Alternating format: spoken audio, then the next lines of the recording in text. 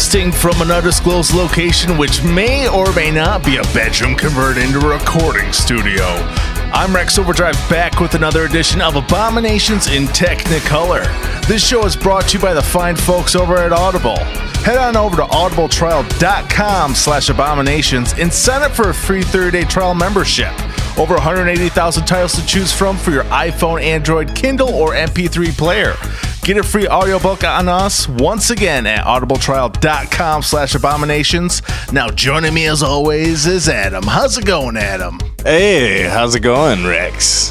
Happy to be back for another week of the Abominations in Technicolor podcast. Hopefully everybody had a nice weekend. I'm anxious to get going into this heavyweights this week. This is going to be a good one.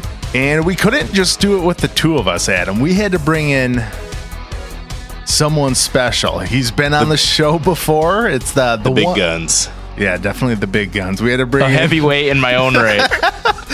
It's the one and only Spike Getty, ladies and gentlemen. Hello. Thank you for having me on, guys. I really love this movie. I'm excited to chat about it.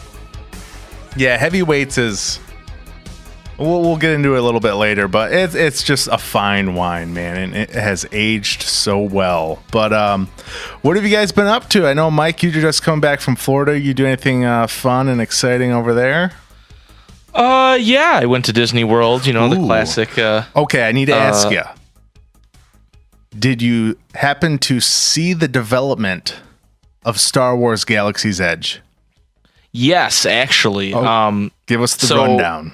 You do tell. In Disney's Hollywood Studios, they have the Toy Story World, which is or Land, which is pretty new, and they have a couple different Toy Story themed rides like flying saucers, that kind of stuff. But they have a Slinky Dog roller coaster, and it's really cool. The whole area is built out like it's Andy's backyard, and he has all the instructions for how to build the roller coaster track like it's Hot Wheels.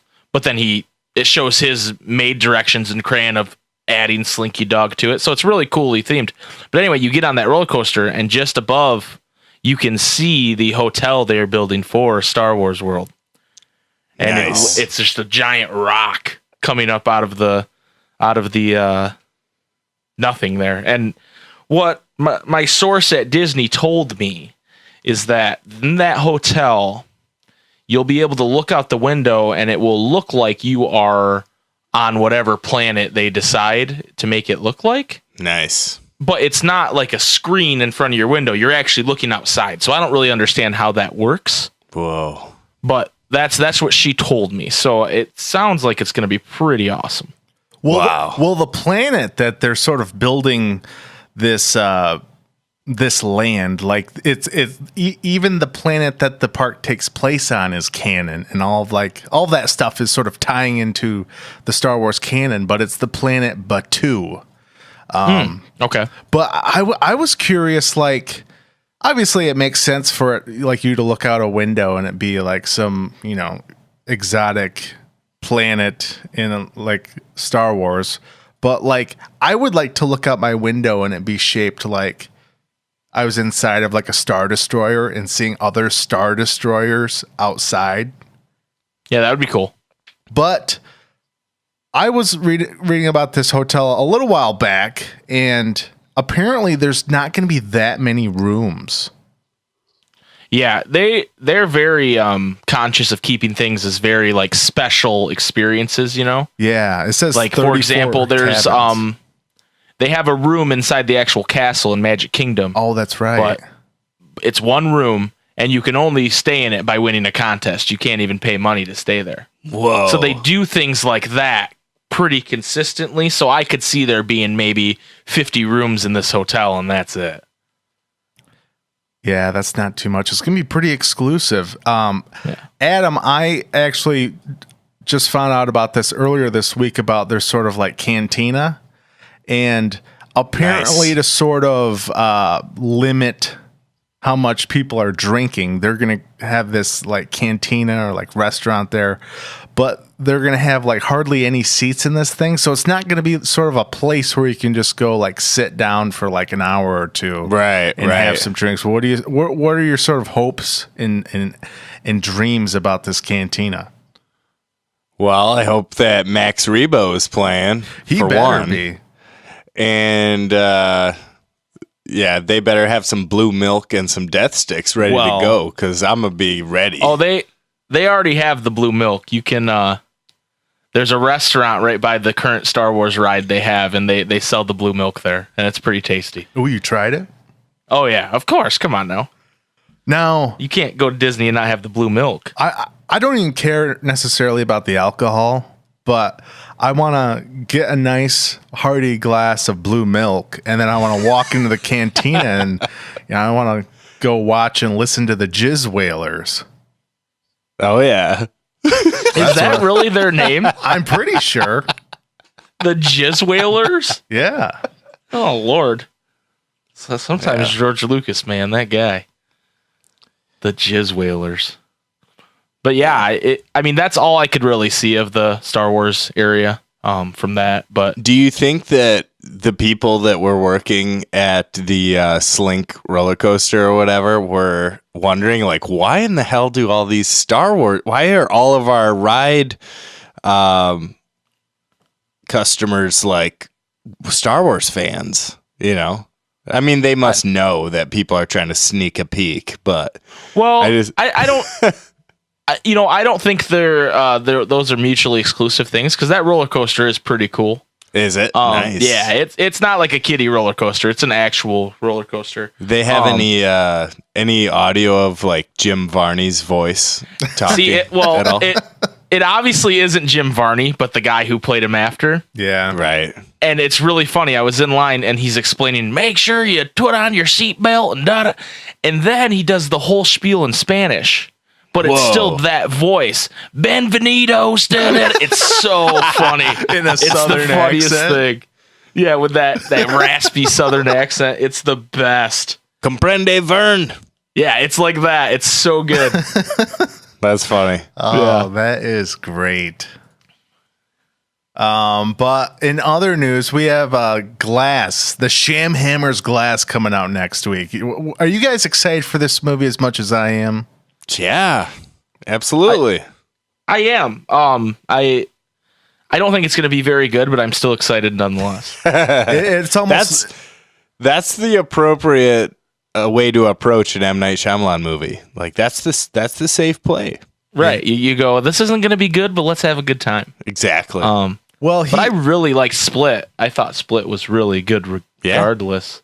Yeah. Well, it's almost too good to be true. Where the guy had probably one of the most hardcore slumps of any like Hollywood director. I mean, I'm sure there's been ones in the past that are somewhat equivalent or worse. I don't know, but I mean, he had like 5 or 6 movies in a row that were just like destroyed critically. But he came out with The Visit first, which was not first, but sort of like in terms of like his comeback, I guess. And that was received quite well. I think it was kind of a smaller like indie movie with like Blumhouse. And then he came out with Split, and that was like raving reviews and made a crap ton of money. And then he announced that he was going to do Glass. And this was the one that was sort of like, oh my God, like I guess sort of had the most pressure on it in terms of like, I don't know. I guess has had the most eyes on it in terms of like until, I don't know, one of his movies in the more like early 2000s or mid 2000s. But I don't know. I'm going to this movie with moderate expectations, but like Bruce Willis hasn't really I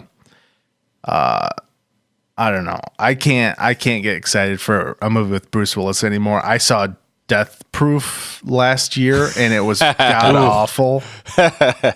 And he was just sleepwalking through it the whole time. Vincent D'Onofrio was great and he was playing his brother, but just Bruce Willis. I think like he's the one person in this movie where it's like he's sort of like the movie's like riding on his shoulders, but I don't know if I can trust him. You know what I'm saying? Right. Yeah. No, I hear that. And I don't think, I mean, I don't think Bruce Willis did much in Unbreakable. You know what I mean? I don't think he has to do much for this movie to be good. Right. But, you know, he is kind of just a body, a warm body in there at this point. So we'll see what happens.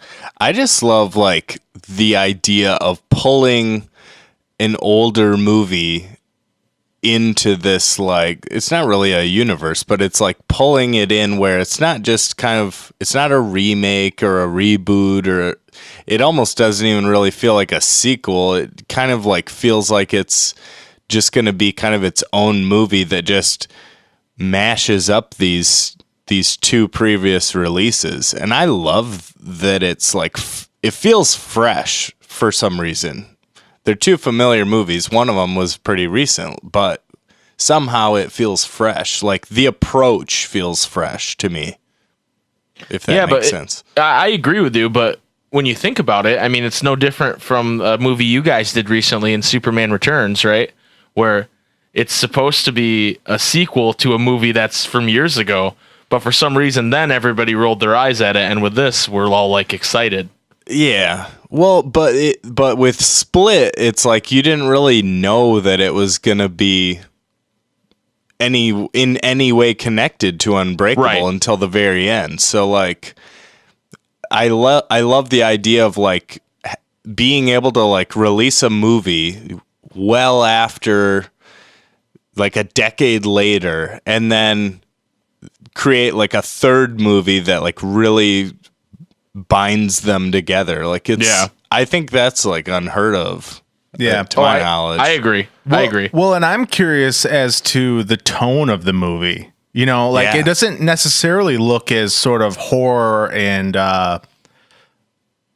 I guess more horror in terms of tone compared to like Split, where Unbreakable was more of like a thriller or suspense, you know, like there was some action stuff in it, but really it was more of this like slow burn, sort of like darker character piece of these two sort of opposites, you know? Right. So I'm curious to sort of find out what Glass's tone is, whether it's going to be like more comedic or if it's dark. But judging from the trailers, like there seems to be quite a bit of comedy in the movie. And I know there was some comedy with James McAvoy's character, you know, all the different personalities and all of that. But I don't know. I'm curious to find out the tone that this movie's going to be, whether it's darker or more, I don't know. It's hard to get a grasp on it from the trailers. Mm-hmm. It could just sort of be we'll have to see what happens. Yeah, it might just be a full-on smorgasbord of the Sham Hammer. I don't know if that's that sounds pretty weird. But I think we can venture on to our main topic here. We're going to get into heavyweights. And now our feature presentation.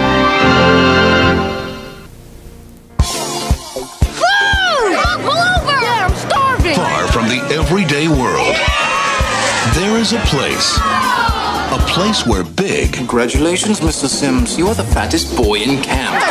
...is beautiful. Chipmunks! Download! And thin isn't it? This is definitely not sanitary.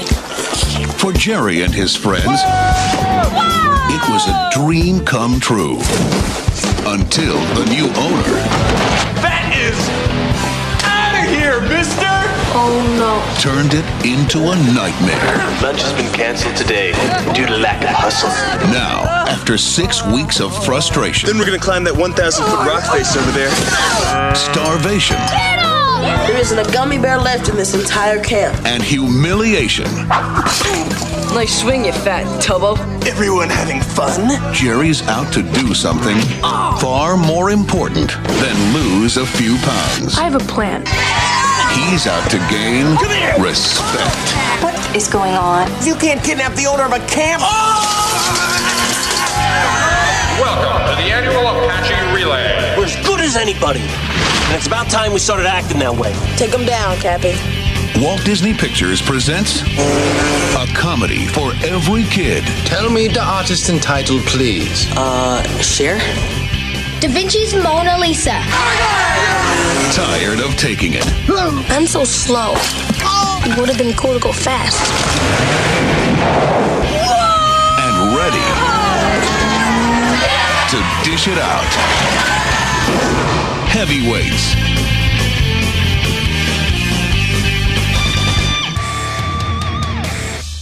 All right. Heavyweights, we are going back to February 17th, 1995. This movie grossed $17.6 million domestic. And I don't think it was released foreign at all. Like, there's no worldwide that I'm seeing. I think this was a made in the USA movie here. 87th highest grossing film of the year. So by no means was up there with the likes of the other releases like Toy Story, Batman Forever, Apollo 13, Pocahontas, Ace Ventura, When Nature Calls, GoldenEye, Jumanji, and just, lot of stiff competition in 95. And this film was directed by Stephen Brill. You guys might know his work in Mr. Deeds, Without a Paddle, Little Nicky. And I have to mention, he plays Glenn Goulia's best friend in The Wedding Singer. Oh, he's that guy. No way. What a connection. Yeah. The guy that says, he's like, you must have felt like shit. Yeah, talking about that guy. Yeah, talking about his wife his fiance just left him at the altar or whatever. Yeah, unbelievable. And then he says the thing about his parents dying in a car crash. Yes, you want to talk about that too? Yeah. Yes. Oh man, that's funny. I can't believe you pulled that. That's awesome. That's a very fun fact. But yeah, not an Oscar-winning director by any means. This guy is kind of, and we're talking about heavyweights. We're not talking about one of the, Apollo 13. This is no Ron Howard flick, ladies and gentlemen.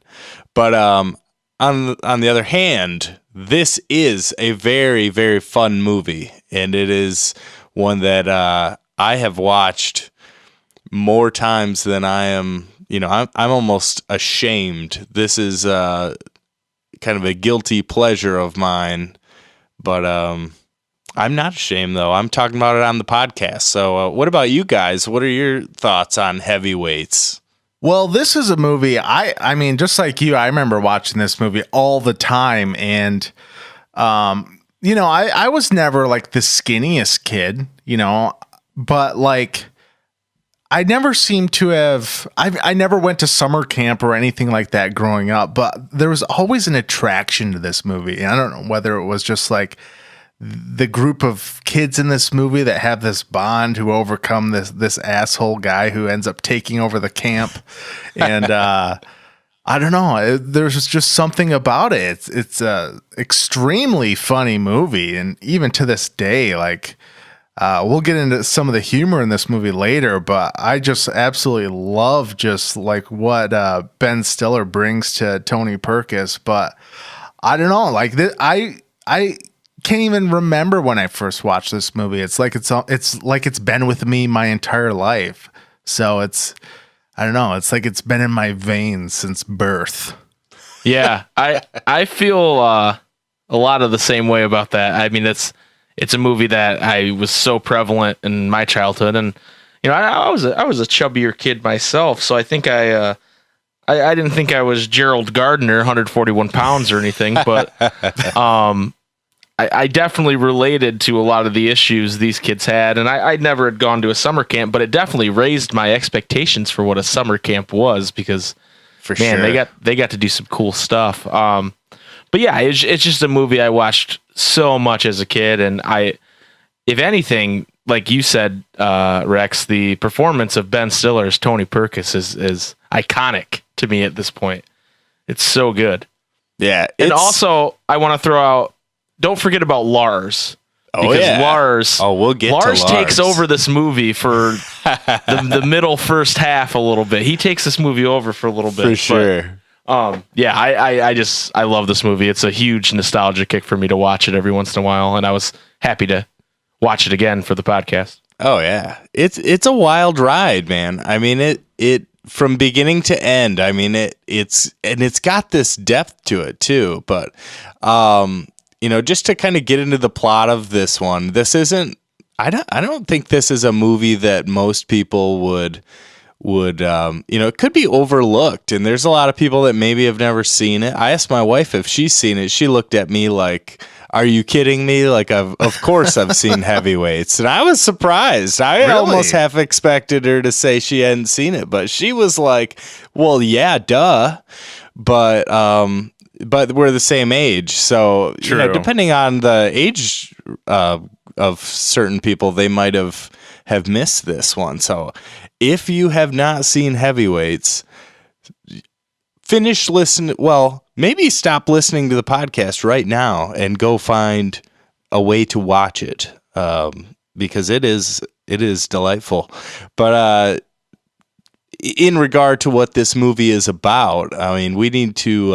I think a good way to kick this off would be to get into a clip. We've got kind of a clip that kind of sets the scene a little bit. Rex, you want to hit us with that clip? Yeah, so this clip is with the camp owners announcing that that they have sold Camp Hope to Tony Perkis. So let's listen to them announce this to the poor campers. Harvey and I are saddened and dismayed to announce that we are no longer the owners of Camp Hope. What? What are you talking about? Sometimes in life, things don't work out the way you planned. And in those situations, sometimes you file Chapter 9 bankruptcy. We worked our whole life. And what do we have to show? Nothing.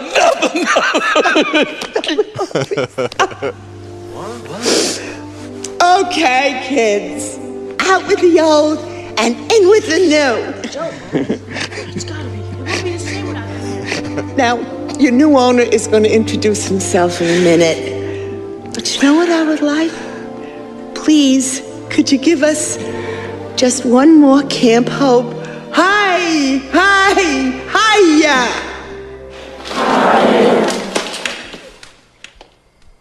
God bless all of you.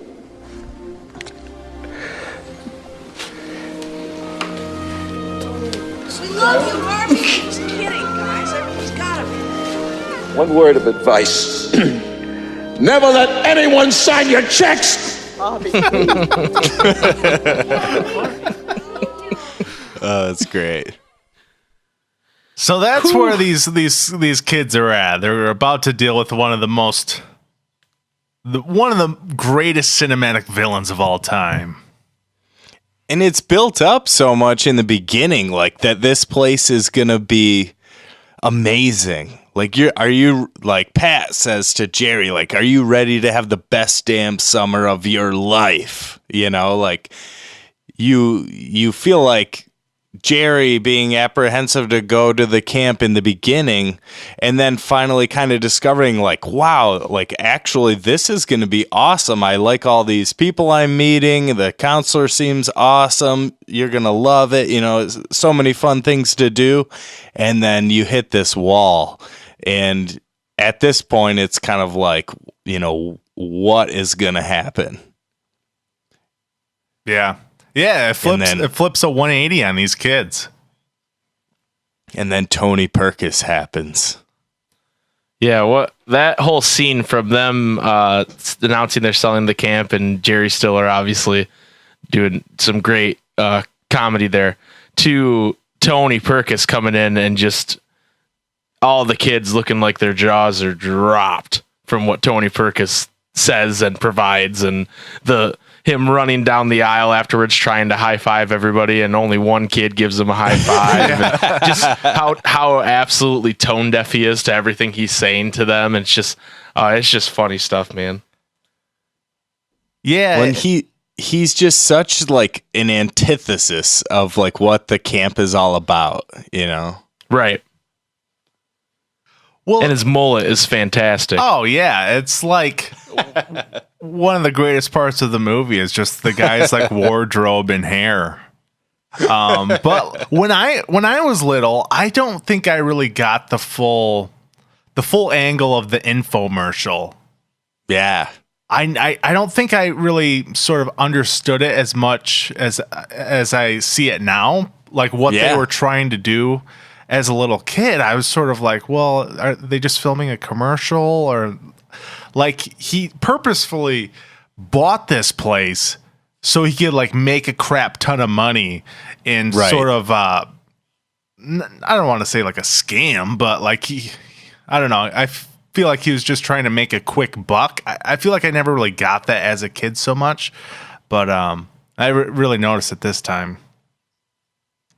Well, were they calling in? Was it like an infomercial? Have people call in to come to the camp, or was he selling like like trying to get donations or what? I think he was just trying to film like a VHS so that he could sell it, and I don't know.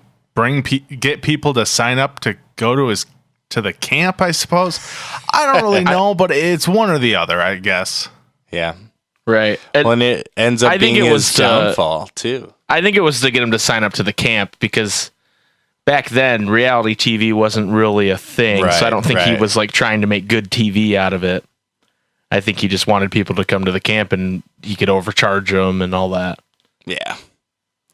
So, I mean, you have Tony Perkis. He's this disaster of an owner and flips the camp on its head. And so from then on, it's this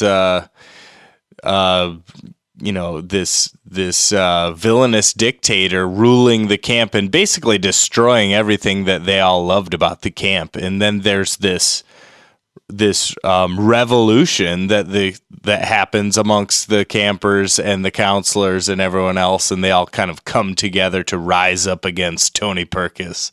And to your guys' point, it is a simple plot. It's kind of just this: how do we all come together and overthrow the bad guy and expose him? And he has a lot of power. He has this new staff that's there. We mentioned Lars, and there's a bunch of others that are there as well. And it's just kind of like it's got this like almost underlying dark tone to it throughout the movie that is kind of caused by Tony almost casts a shadow on the movie. Like everything he's in this movie has this like tension. Yeah, they almost shoot him like he's a horror villain sometimes. Yeah. Especially there's the scene when he's I think it's the scene where they're pulling all the snacks out of the kid's cabin, right? Well, and I have that clip. We can listen to it if you want. Let's play the clip. Rex. So Tony is he's raiding the Chipmunks? Is that their the Chipmunk bunk? Yeah, so he's raiding the Chipmunk bunk, and he finds some goodies. Well, what have we here? Who would like to own up to this treasure trove? Whose wonderful candies are these? Oh, look! A deli meat. You. Come here. Yes, you. Come here. Don't be frightened. Just come here. ID cards. Yes, Tony. Let's see. Garner, Gerald. 141 pounds, age 11. Now, I'm sure you didn't have anything to do with this, did you? Oh. But I bet you might be able to tell me who did. Anyone who brings candy into this camp is not your friend. He is a destroyer. Do you understand that, Gerald Garner? Do you? I'm sure your father, Maury Garner, wouldn't want to hear that his son is a destroyer, would he? I don't think so. That's so ridiculous. Josh, I'll tell you whose candy it is. Shh. Let the man speak. Candy belongs to Seymour Butts. Seymour Butts? Seymour Butts? Who's Seymour Butts, Who's Seymour Butts?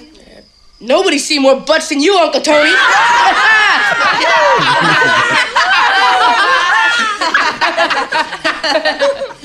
picked the wrong man to mess with. Oh, I didn't know I was messing with a man.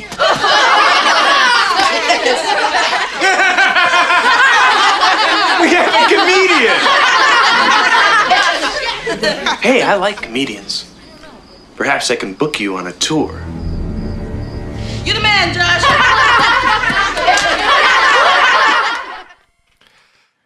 Oh, man. Nobody makes me bleed my own blood. Right. It's White Goodman before White Goodman. There's definitely some similarities there. I mean, when I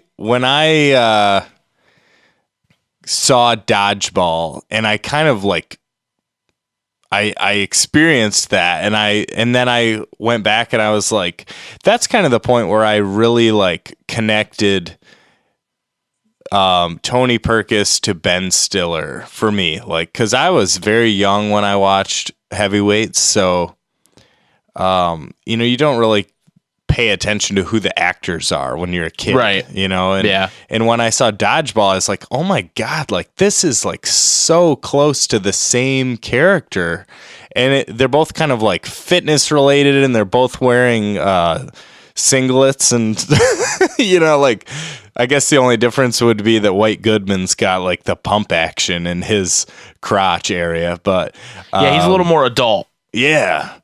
But even Hal from Happy Gilmore, like even like some of the scenes after Adam Sandler leaves the room when he's like saying some like terrible things to Grandma, saying like you just pulled sewing duty, it's like that same kind of like sinister tone that he does so well. Like I really like, even though it's so similar, I'd really like to see Ben Stiller do more of it. I love him as a villain. He's great.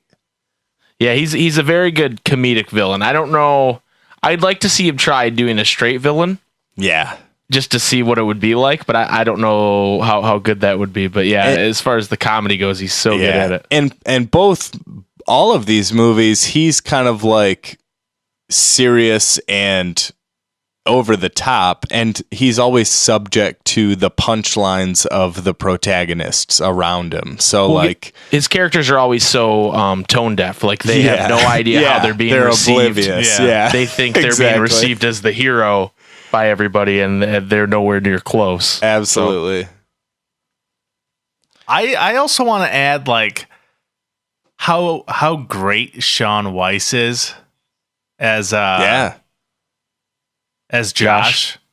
And like Sean Weiss in the Mighty Ducks movies, like those are great, and he's great in those. But like Goldberg, his character adds another level in Heavyweights, and sort of, I guess, like, would you consider Josh as sort of the leader of the Chipmunks? Does it sort of feel like that? Yeah, I think definitely early on, but then once further on in the movie when they do kidnap Tony and all that, I think Jerry takes control because Josh defers to him a few times. Yeah, Captain. Yep. Well, but definitely at first he is the leader.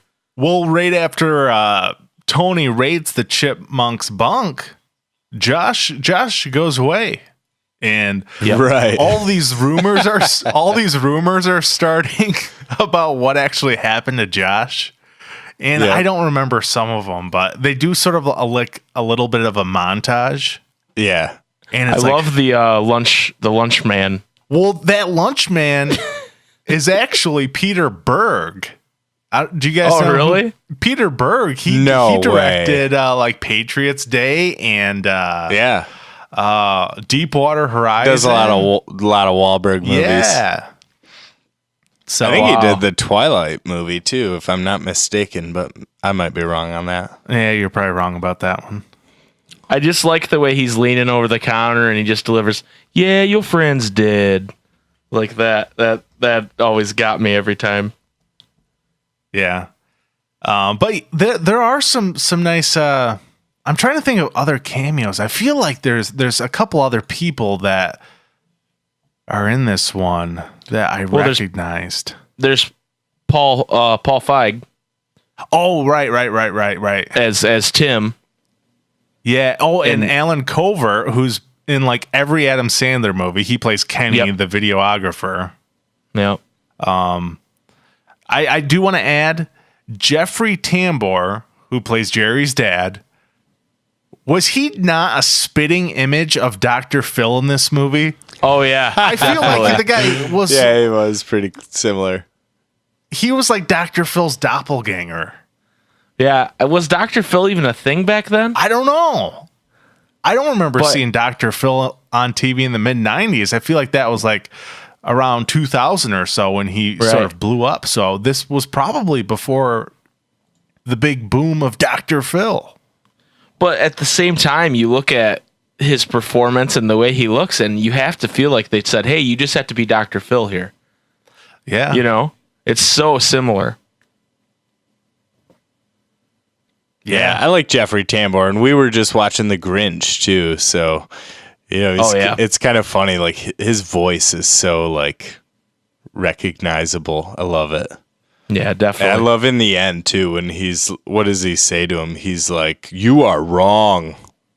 Or something like that. I think he says, you're through here. Oh, yeah, you are through here. So deep. I like, I know you just mentioned that scene, and this is at the end of the movie, but he punches him and turns around. You got to stand up for yourself. And the way Ben Stiller like chops him on the back of the neck is so ridiculous. Yes. Just like, and just double hits him with both hands. Oh my god, so funny. Well, that's actually the third clip that I have here. Oh Jesus, that's awesome. So okay, I posted this on our Abominations and Technicolor Twitter, and I think I put something along the lines of like the greatest villain to ever grace the silver screen or something like that. And I think like this moment where I know we've sort of skipped around the movie quite a bit, but in the third act, I guess Tony takes these kids on it's like this in between the second and third act. Tony takes the kids on this like 20-mile hike, and towards the end of it, the kids actually kidnap Tony. And after a little while, the kids' parents are coming to sort of visit the camp. And while this is going on, Tony's been put in this like makeshift prison in like a shed. Well, he sort of lures, I don't remember the little English boy's Nicholas. name. Yeah, he lures Nicholas with a little homemade sort of chocolate kiss that he sort of made out of like his baked potatoes tinfoil.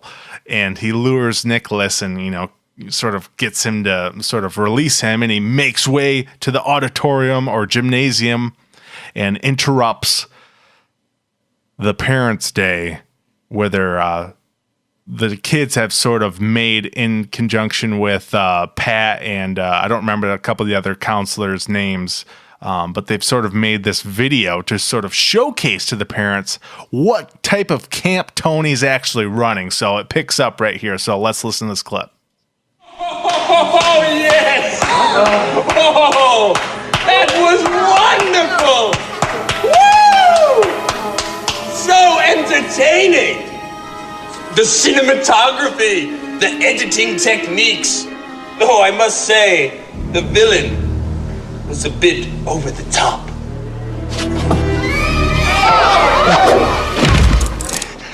Ouch.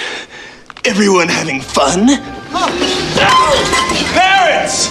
You're the cause of all their problems! He escaped! Why, you little British butterball, I ought to show you what it means to be an American. Now you realize what we've been dealing with. He has to be stopped! Oh, stop me! Really? I'm too strong! I'm too motivated! And you're too weak! Especially you, Garner Gerald, age 11, 141 pounds! So come on, you want a piece of me, Pops? Because no one's taking this camp away from me! I'm afraid you're wrong. You are through here. Oh, isn't that just great? Yeah. Go ahead. The throwing the glasses down on the ground in front of him. Yes. And like you can tell this is something he thought about in his head, but then he's stepping on him and you can tell it's definitely hurting him.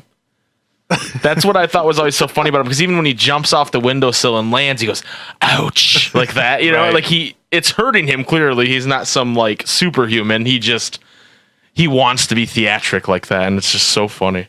Well, it feels like a scene that's like ripped out of like a comic book movie. Like it's the third act, like boss villain fight. You know what I mean? Like it just, it feels so like theatrical and like over the top. And I don't know. I just love it. And well, did anyone think it was odd that he was like up in the rafters in one of the windows up there, and he couldn't just walk through the door? Like he had to like enter through one of those like windows that you would unlatch and pull up and slide through. You know what I mean? Like he was way up in the corner. Yeah, he wanted to make an entrance, that's for sure. Yeah, watching like a hawk from above. It's the Tony Perkis way. And I think we'd be remiss to not mention the cameraman. Anybody recognize the cameraman in the film? I already mentioned that. Oh, you did? Oh, yeah. Alan Covert. Yeah. Oh, yeah. Oh, never mind. Yeah, there's a bunch of sort of like small roles for people we've seen pop up, and I feel like there's a couple more that I can't recall.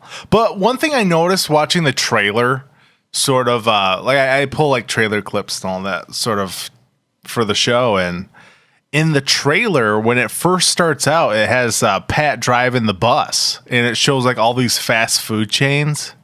Yeah. And in the trailer, and I'm not sure why it's like this, but maybe it's for like, licensing reasons and they don't have the rights for whatever. But in the movie, it's not like this. But in the trailer, all of these restaurants, it's like an old Taco Bell sign where it's like brown and it has like the gold bell with a little bit of like orange and red. But instead of Taco Bell, it says Taco Taco. Really? But then it also shows another sign, and it's obviously supposed to be Burger King, but it says like Burger World.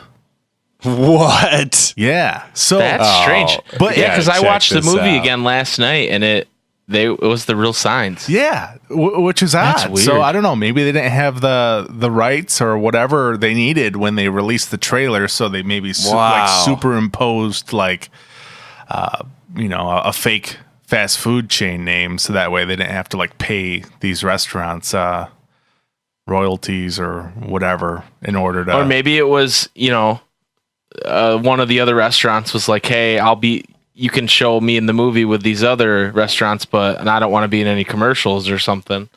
You don't know, man. There's so many weird deals like that in advertising and in Hollywood, right. Yeah. So yeah, it's weird how all that stuff works, but we'll be right back after this short break, and we're going to get into some of the more odd characters of this movie. We spoke about Lars briefly, but we really want to dive into that character, so we'll be right back after the break. I'm feeling skinny, Tony.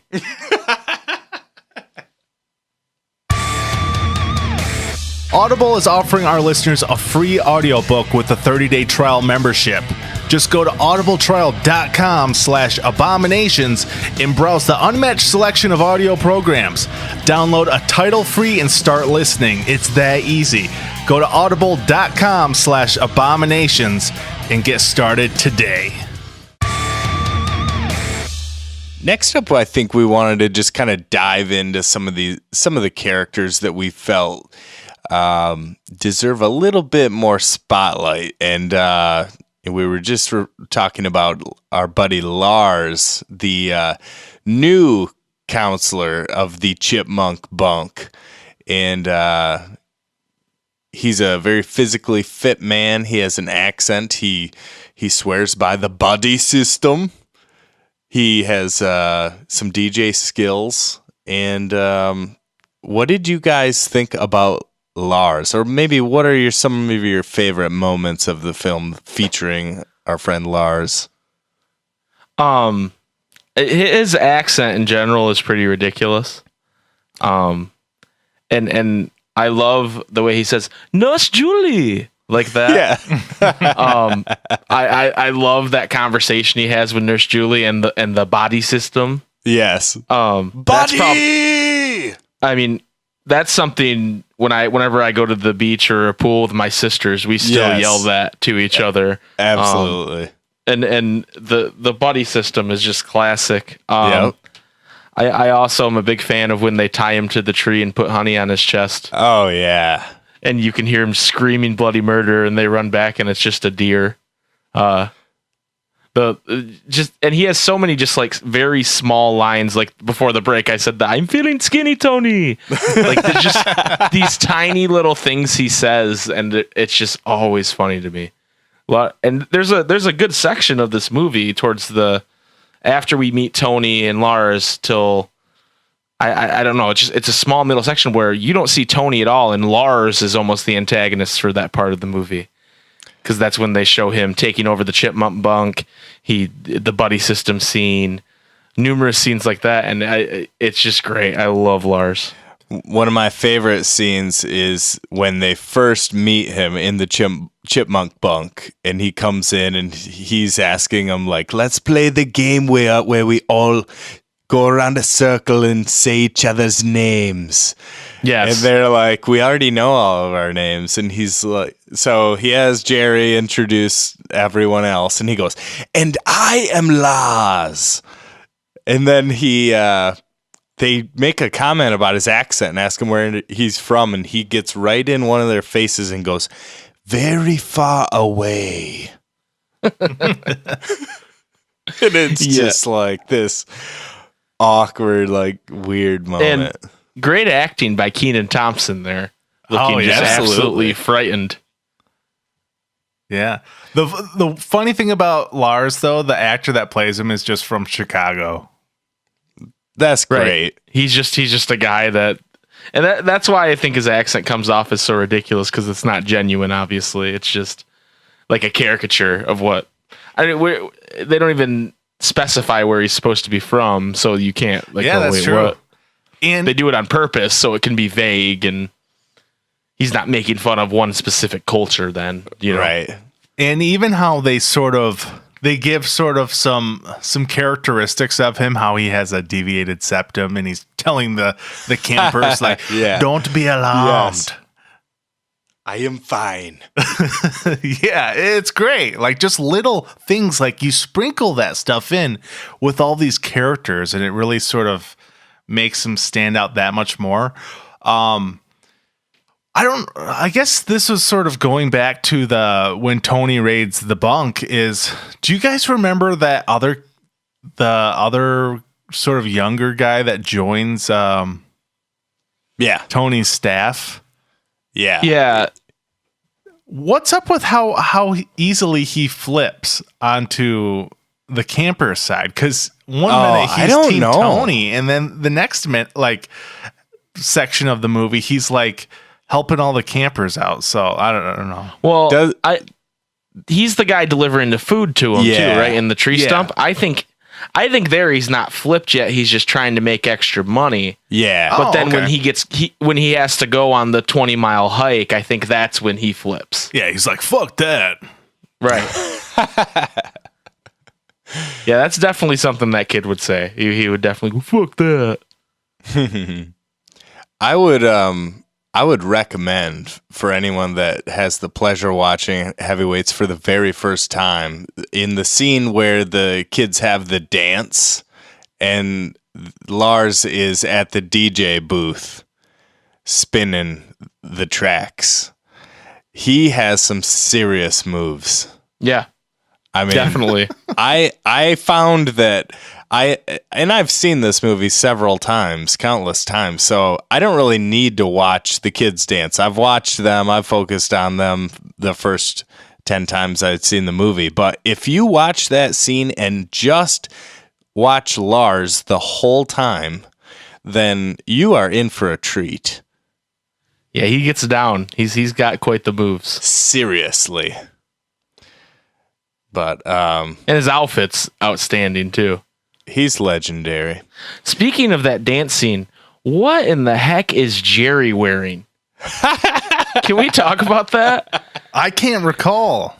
It's like he's wearing a blue overcoat, but then he has like this yellow, blue, pink striped shirt and shorts on, and a tie. And it's ridiculous. Yeah. And I know it was the 90s, and so style was a little different then, but I don't think anybody wore anything like that in the 90s. I think it's probably just intentional to make them look like outcasts. Right, for sure. Like for uncomfortable. Sure. Like, how do we make these kids who are already like extremely uncomfortable in this gym, like segregated with girls on one side and boys on the other side, in like, it looks like almost like militant. It's like they're like lined up across from each other. But the wardrobe, yeah, a lot of them were dressed weird. The Nicholas, the British kid, he had a kind of a British outfit on too, I think. Well, and one of the other boys had a beret on.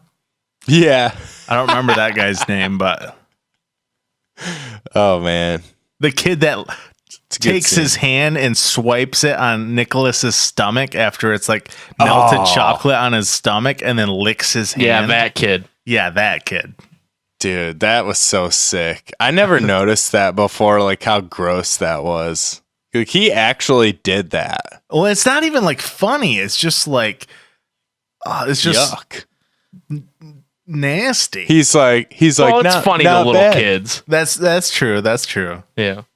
I like the kid. I like the kid that goes, "Hey, help me get these salamis off my back. They hurt." Yeah. I like that kid. That's Salami Sam, man. Oh, that's right. He's Sam. Salami that's his name. Sam. Yeah. I enjoyed that thoroughly. I love it. Well, and like Jerry's all like, did he not sneak anything in, or did he sneak like? He says, Oreos. "Hey, Josh, don't tell anybody, but I snuck some Oreos in." Right. Yeah. Yes, that's it. Yep. Josh is like, "Oh yeah, good going, man." You were a very bad boy, Jerry. Yeah. That was a very naughty thing you did. Yeah. Yeah. One character that I really wanted to spend a moment on, or at least just kind of like give our salute to, is Pat. Yep. And I don't know about you guys, but I feel like, would you agree that Pat Finley is the role that Tom McGowan was born to play? Oh, absolutely. I would even go as far as saying that Pat is he's the heart of the movie. Yeah. You know, I really think that's sort of his character's role in it. Yeah. It's powerful, even like just his, like, cause he really like, he encapsulates or, like brings to the table like this. He's like the underdog, and he's like a father figure almost, you could say, to some of these kids, like just the way he leads and he helps them mature, and he kind of has that compassion, whereas Tony has zero of that, but he cares about all of the kids.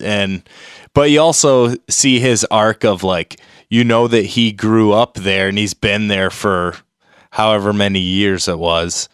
So he just has so many arcs and so many, his character is so central to the whole plot and emotion of the movie.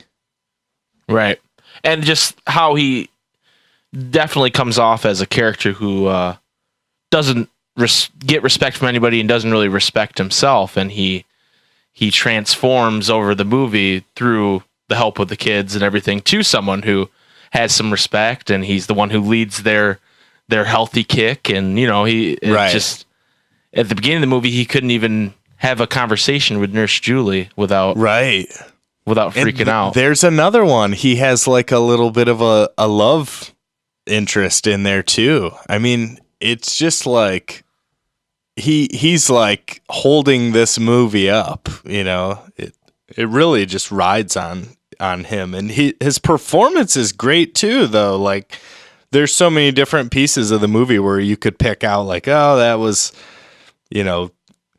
the caliber of a movie like this. But I feel like his performance was actually pretty solid. I believed that he was Pat Finley. Like, I believed he was that person. Like, I just feel like it was great. Yeah. Well, and for me, like, when the moment where it's like, man, this guy is just such a good dude, is the conversation that Pat and Jerry are having at the go-kart track. You have Jerry who's sitting in the go-kart, and Pat comes walking up, and Jerry's all like, did this place always suck? And, Pat's just like, no, it was actually pretty awesome. And the guy just seems like such a great dude. And like, he's at this point in time, like, Jerry's sort of in need of a father figure and sort of some guidance and sort of, I don't know, sort of guiding him while he's at camp. And like all you guys said, the performance and sort of character that Tim McGowan as Pat it's just great. And I think it gives this movie the heart that it needs. And it sort of latches on to sort of these younger characters and makes it sort of a little bit more realistic, I think, and relatable. I feel like he's like kind of like the Hans or Jans or whatever from the Mighty Ducks. Oh yeah. Like, and he has a much more central role. Like he's much more involved in the movie than Hans or Jans or whatever was in those movies. But it was always those moments in the Mighty Duck movies where they were kind of like reflecting on what was important and the relationships, and he always got them to look at things, look inward, and kind of like find the I don't know, find the motivation and the determination to win and all of that, blah blah blah. But I think that Pat is someone we had to mention. So but we also could get into Jerry a little bit. There's something that has come to light. Do you guys want to get into that a little bit? Sure, yeah. We found out that in Guardians of the Galaxy 2, when they show young Ego, as in young Kurt Russell, the body actor for that is Jerry. Aaron Schwartz is his name, right? Yeah. Yeah. And that blew my mind, but then I thought about it. I was like, wait, they put Kurt Russell's face over him anyway, right? Like he looks like Kurt Russell. He doesn't look like him. I think there was wasn't there like some kind of animation that kind of layered on top of it, but I think Jerry's face, Aaron Schwartz's face, was like the base for that or something. Like, is that right, Rex? I don't know if I don't know if explaining it on here if it will come through clear enough. Right. With how what was it on? It was like a Washington Post article, and James Gunn was explaining the process, and it was quite complicated, but to pretty much do a short version, they sort of combined the two. I don't know how much was, Jason Schwartz and how much was Aaron Schwartz. Sorry. How much was use the Schwartz? Salute your Schwartz. How much was Kurt Russell? So, yeah, I honestly don't know. So, but yeah, it's quite mind blowing that I was looking up the actor's credit, like on IMDb, and it listed Guardians of the Galaxy 2, and I was like, wait, what the hell? So I typed his name in Guardians of the Galaxy 2 and found these articles that were sort of explaining his role in the film. And yeah, that's great. And I honestly, I don't think I've seen the guy in anything since Heavyweight. So good on him. Right. There was another credit on there that I don't remember right now that I was like, oh, he was in that. Now I have to look because it's going to bother me.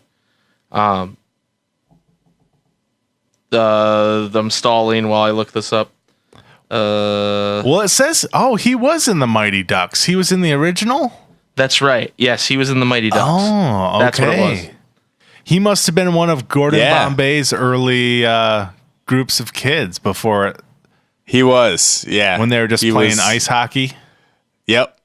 And speaking of that Mighty Ducks connection, I read that what's his name? Emilio Estevez. No, Sean Weiss. Sean Weiss, yeah. Didn't want to be in this movie, but they told him he couldn't be in Mighty Ducks 3 if he wasn't in this movie. No shit. Whoa. Yeah. He was like, I don't want to be in a movie about a fat camp. That you know what I mean?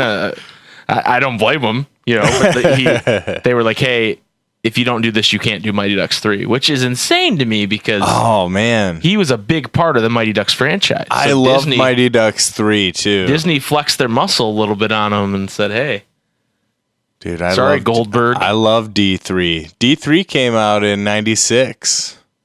So they were like bam, bam, bam, man. Yeah, they pumped those movies out. 92, 94, and 96. Every 2 years was Mighty Ducks. And then Heavyweights was 95, wedged right in there. So he was a busy man. Yep.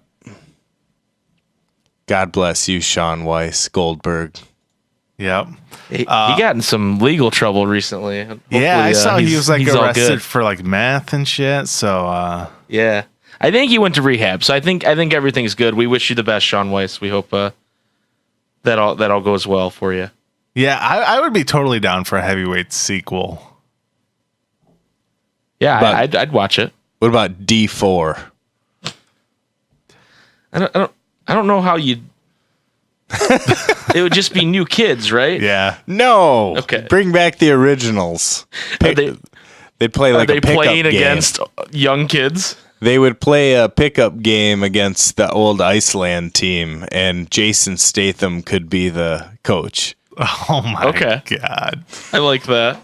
That's kind of a Rocky-esque way of doing it. Well, wait, was Jason Statham actually in? No. Okay. I was like, he wasn't. He wasn't. However, I will say that guy that does play the Iceland coach does remind me of Jason Statham. And for a while, until I watched it again, I was pretty sure it was him. And then I watched it and I was like, oh, no, it's not. Never mind. But yeah, I think he could do it if the guy that did play the Iceland coach isn't available. Yeah, I'd watch that movie. D4. Yeah, D4 would be great. The Ducks are back. Well, the dude who was playing, I know we're sort of on a Mighty Ducks tangent. We'll have to. There's a connection there.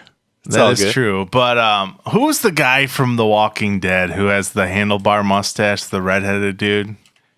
He was like the captain in Mighty Ducks 3 of like was it the college or high school team? Are you talking about Abram? Yeah, that guy. No, not I don't think you're talking about that guy. Dean or Abe, what's his name? Michael Cudlitz. Yeah, you're that's talking about Aberman? No. We're talking about Abraham from The Walking Dead. Oh, played by Michael Cudlitz. I thought you were talking about Aberman. No. He was Michael Cudlitz was like the captain in Mighty Ducks 3. I gotcha. I know who you're talking about. Yeah, so nice. But let's transition into now. Spike, you had some of your favorite quotes or moments of Tony Perkis. Oh yeah. I got a couple here. They're mostly his morning announcements. Ooh, yes. Which are just absolutely fantastic. But the first quote I actually have is from his opening speech. He goes into how his dad donated all the lights around the camp. And then he says, "But I'm not just going to give you a light. I'm going to show you the light." I love that. The next one is a morning announcement he gives. And he says, "Today is evaluation day. The keyword is value. Do you have any? Not yet." It's just so ridiculous that this guy would say these things and get away with it. There's another one is lunch has been canceled due to the lack of hustle. Deal with it. And then my other favorites are when he's running and he's talking to himself. Oh, yeah. And he goes, he walks out of his little house and he goes, "I'm dogging it today. I'm dogging it. Come on, T, let's do it up." And then he finds a log during his run. And he lifts it up and he goes, "Come here, you devil log," like that. And I just, oh my God, I just love it. And then another scene that's my favorite, he doesn't really say anything.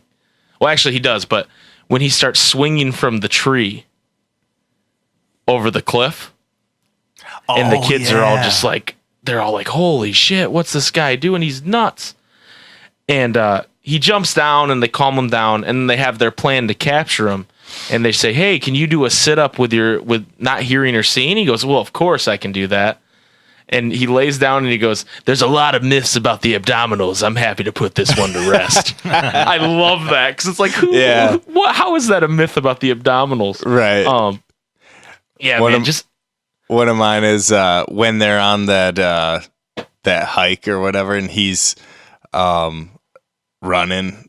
He grabs a log. It's either when he's running with it might be when he's on his run, but he grabs a log and he goes, "Come here, you devil log." He just said that. I just said that. Oh, I'm sorry. Jesus I was reading Christ. through some quotes. That's twice this episode. And I saw Twilight wasn't directed by Peter Berg, too. Right. My bad. That's what I get for looking through stuff while you guys are talking. Yeah, it happens. But yeah, come here, you devil log is a favorite of mine for a long time. I love it. It's so good. There's a lot of great GIFs and like memes for heavyweights. Yeah, definitely. Like you could scroll for days. You could get t-shirts made.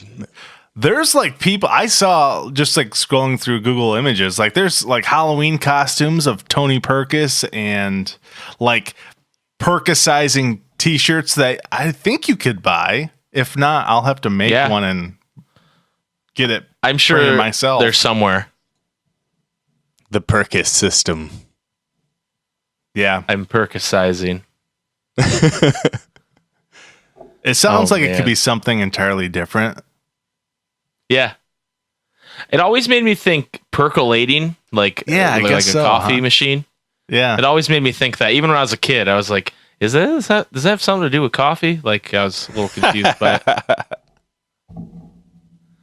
But yeah, man, what a movie. What a performance by Ben Stiller. Yeah, it's one for the ages.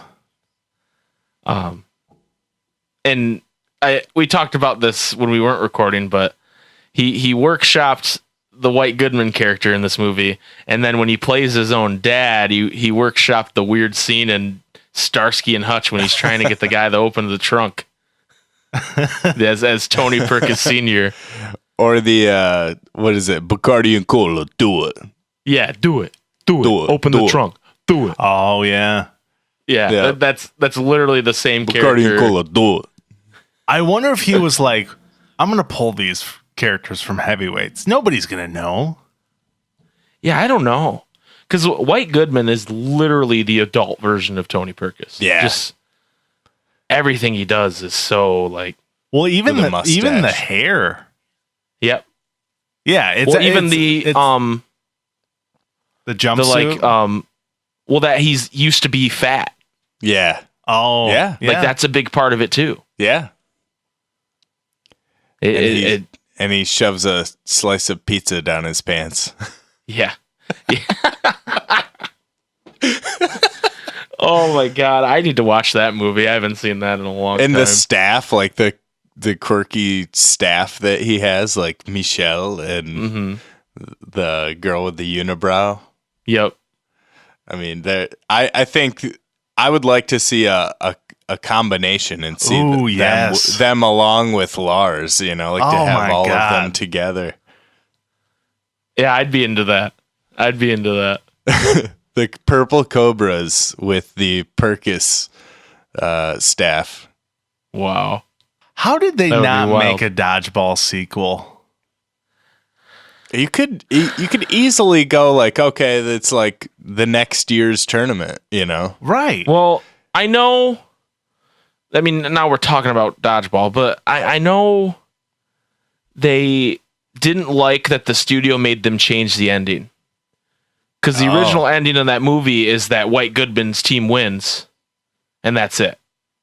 But the and then studio there's the made technicality with his foot. right. They focus grouped it, and people were pissed, and the studio made them change the ending of like, well, now he stepped over the line, and so Peter gets another chance, kind of thing. So I remember reading that Ben Stiller wasn't happy that they had to change the ending. So I don't know if maybe that was just like, well, this is ruined. I don't want to do that. I don't know. But I used to be really into that movie when I was in high school. That was one of my favorites. Yeah, that is a classic. Even though it came out in like 2004, it's one of my favorite comedies. Yeah, but definitely that team up movie between heavyweights and dodgeball, that could be something truly special. I almost feel like the characters are so similar. It would be it might be a rough movie to watch. They could get into a nobody makes me bleed my own blood off, You could have all the kids from heavyweights are customers at Average Joe's gym. And Jesus Christ. Oh my, write the script. Do it. This is like in the 90s when they used to just cross over cartoon shows for no goddamn reason. They should have just done that with dodgeball from the get-go, man. Yeah, it's just like, well, it's like a Split, but we didn't know till the end of the movie it was a heavyweight sequel. There you go, right there. Oh, that's the good. third movie's coming. I can picture it like at the end, someone's talking to White Goodman, and they're like, "Wait a minute, it says your real name here is Perkis," and that's the twist. Oh man, that would have like blown my brains. Absolutely. Oh, what a missed opportunity. Oh my God. That's funny shit. God, I wish that would have happened. Well, the moment we get a time machine, we know what we're doing. Yes. It's all going to come full circle. Yep. Yep. But do you guys have any sort of final thoughts on heavyweights or anything else you want to bring up before we wrap this bad boy up? It's a very 90s movie, but it's a very good movie. I recommend everybody watch it. Yeah, it's a good time. It's not often I come on this show and say that, but I recommend everybody watch Heavyweights. Yep. Yep. You get to see Jerry win the Apache relay. Yep. I don't know if he even had driven a go-kart before. Well, yeah, they're telling him, hey, gas is on the right, brake is on the left. Yep, and he went know the what he was damn doing. thing. And then just hit that jump and fly over that guy and land on top of him to win the race. Yep. Yeah. Yeah, he punched it into Overdrive. Do you think, and maybe this is getting into something unnecessary, but we do that all the time. The engine in the go-kart, did they steal that from the boat? Yes. From the other camp? Oh, that's and then where rig that into the go-kart to make it. That's the impression I got from it. Yeah. Me too. Okay. And they show when he pulls that lever, they show like the propeller of the boat going. Yeah. Yeah. But I was looking at the cart as it's landing because I'm like, oh my God, he might chop that kid's face off with that propeller. And I couldn't see the propeller anywhere. So I don't know what happened there. Yeah. That's how he could fly. Right. Yeah, he had his wings. Yeah. Hit the nos. Now there's a crossover, Fast and Furious with heavyweight. I get it. The fate of the furious. Oh man. But Heavyweights does have a lot of like little tie-ins to like stuff from the beginning of the movie and sort of towards the end. It sort of weaves it in all real nice and like. Yeah, they have some tiny payoffs.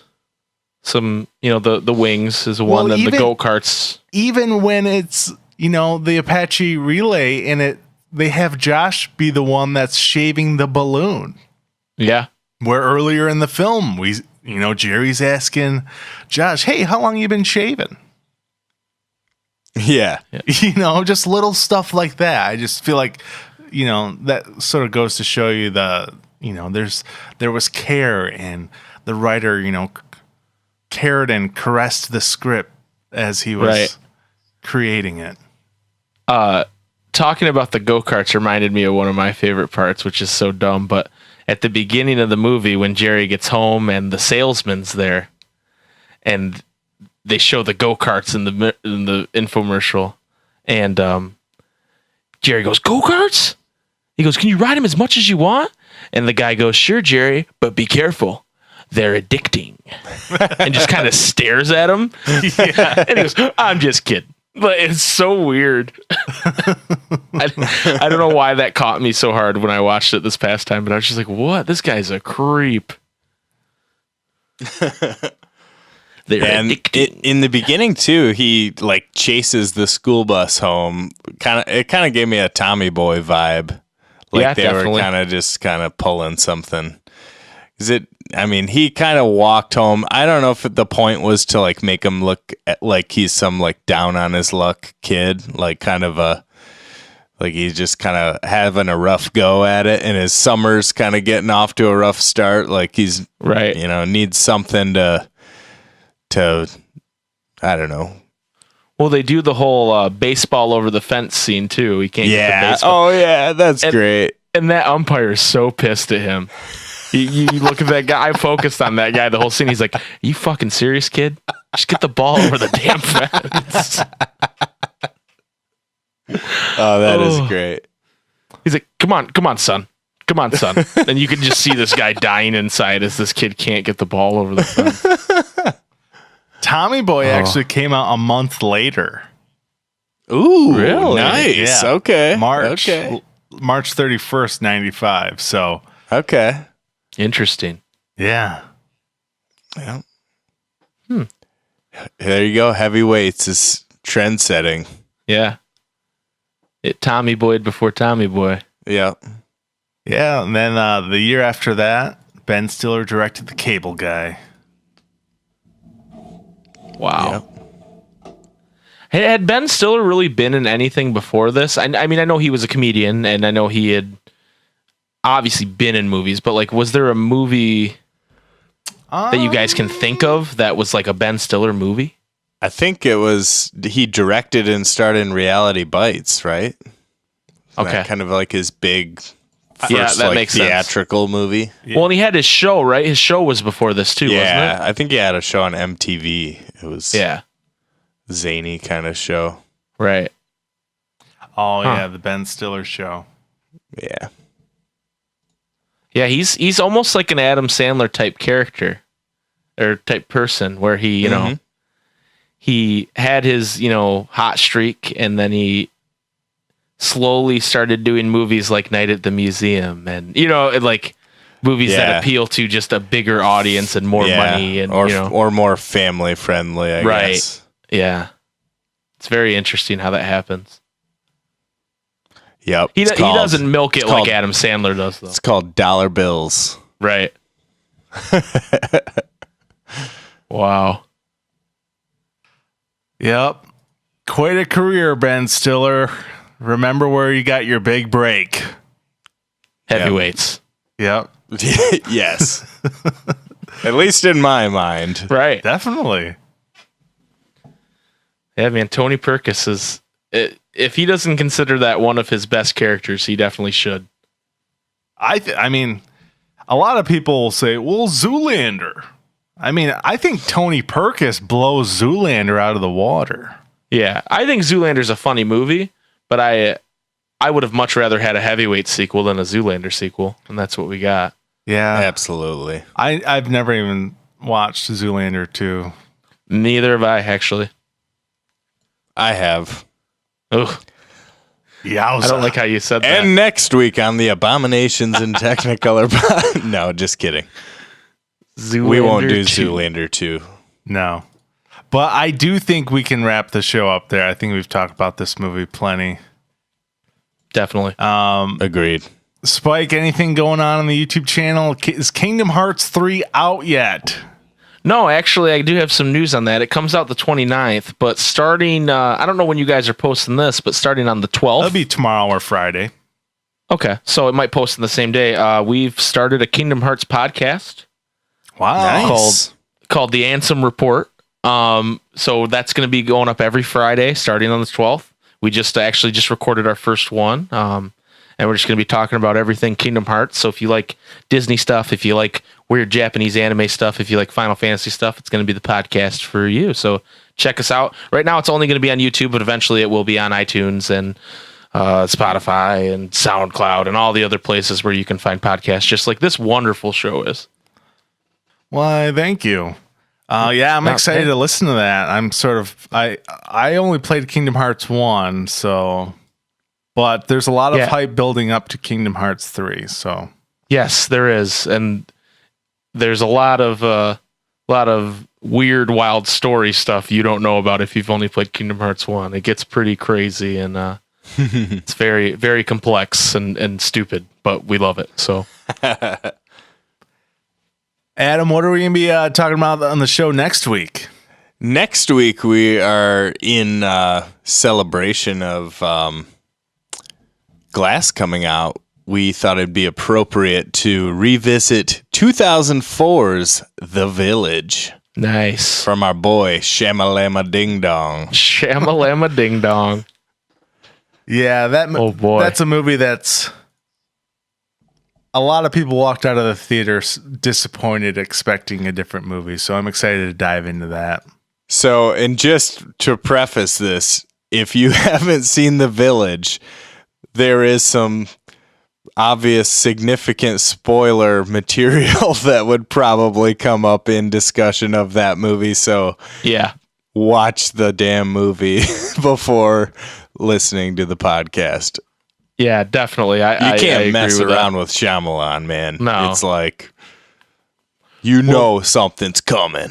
Knowing the end of that movie before watching that movie, I can't even imagine, like, the first time watching that movie, knowing the ending while watching it. Oh, because it's terrible. You would just feel so cheated. And yeah, I mean, you still might even watching it, not knowing, but that's what you guys are going to talk about. And we're going to get into it in full next week.